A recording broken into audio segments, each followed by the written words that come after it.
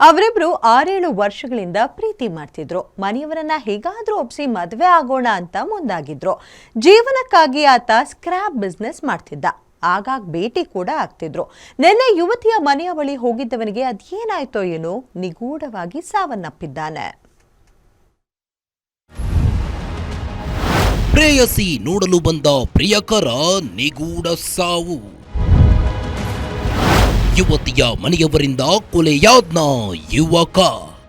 ಪ್ರೀತಿ ಮಾಗೆ ಹುಷಾರು, ಕಣ್ಣೀರ್ ಮಾರೋ ಬಜಾರು, ಒಮ್ಮೆ ಶರಣಾದ್ರೆ ಪ್ರೀತಿಗೆ, ಕತ್ತು ಕೊಟ್ಟಂಗೆ ಕತ್ತಿಗೆ. ಪ್ರೀತಿ ಪ್ರೇಮ ಎಂದು ಹುಡುಗಿಯ ಹಿಂದೆ ಬಿದ್ರೆ ಹುಡುಗನ ಸ್ಥಿತಿ ಏನಾಗುತ್ತೆ ಎಂದು ದೇವರೇ ಬಲ್ಲ. ಹುಡುಗನೊಬ್ಬ ಹುಡುಗಿಯ ಹಿಂದೆ ಬಿದ್ದು ಹೆಣವಾದ ಕಥೆಯಿದು. ಸಿದ್ದಾಪುರ ನಿವಾಸಿಯಾದ ಹುಸೇನ್ ಎಂಬಾತ ಸ್ಕ್ರಾಪ್ ಬಿಸ್ನೆಸ್ ಮಾಡಿಕೊಂಡು ಚೆನ್ನಾಗಿಯೇ ಇದ್ದ. ಆದರೆ ಹುಡುಗಿ ಹಿಂದೆ ಬಿದ್ದು ತನ್ನ ಜೀವವನ್ನೇ ಬಿಟ್ಟಿದ್ದಾನೆ. ಎಸ್, ಕಾಮಾಕ್ಷಿ ಪಾಳ್ಯದ ಹುಡುಗಿಯೊಬ್ಬಳನ್ನ ಸುಮಾರು 7-8 ವರ್ಷಗಳಿಂದ ಲವ್ ಮಾಡ್ತಿದ್ದ. ಆದರೆ ನಿನ್ನೆ ಹುಡುಗಿಯನ್ನ ನೋಡಿಕೊಂಡು ಹೋಗಲು ಬಂದಾಗ ಹುಸೇನ್ ನಿಗೂಢವಾಗಿ ಸಾವನ್ನಪ್ಪಿದ್ದಾನೆ.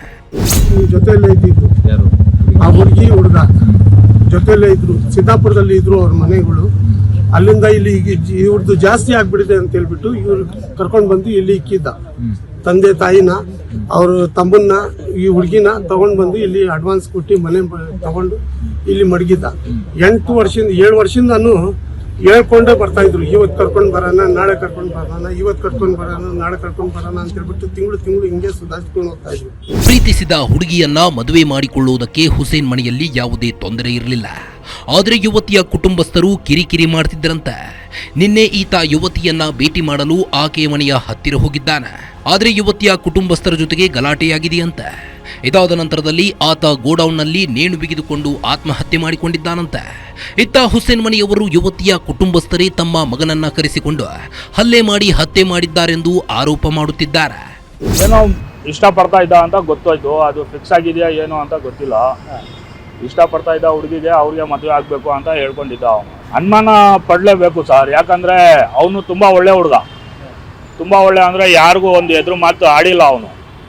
ಅವನ ಕೆಲಸ ಆಯಿತು, ಅವನ ಮನೆ ಆಯಿತು. ಇವಾಗ ಇಲ್ಲಿಂದ ಅಲ್ಲಿ ಹೋಗ್ಬೇಕಂದ್ರೆ, ಅಲ್ಲಿ ಆಗಿರ್ಬೇಕಂದ್ರೆ ಅವರೇ ಮಾಡಿರಬೇಕು. ಸದ್ಯ ಪ್ರಕರಣ ದಾಖಲಿಸಿಕೊಂಡಿರೋ ಕಾಮಾಕ್ಷಿ ಪಾಳ್ಯ ಪೊಲೀಸರು ತನಿಖೆ ನಡೆಸುತ್ತಿದ್ದು, ನಿಜಕ್ಕೂ ಇದು ಆತ್ಮಹತ್ಯೆಯೋ ಅಥವಾ ಕೊಲೆಯೋ ಅನ್ನೋದು ತನಿಖೆ ನಂತರವೇ ಬಯಲಾಗಬೇಕಿದೆ. Ajay Gowda, crime bureau, Guarantee News, Bengaluru.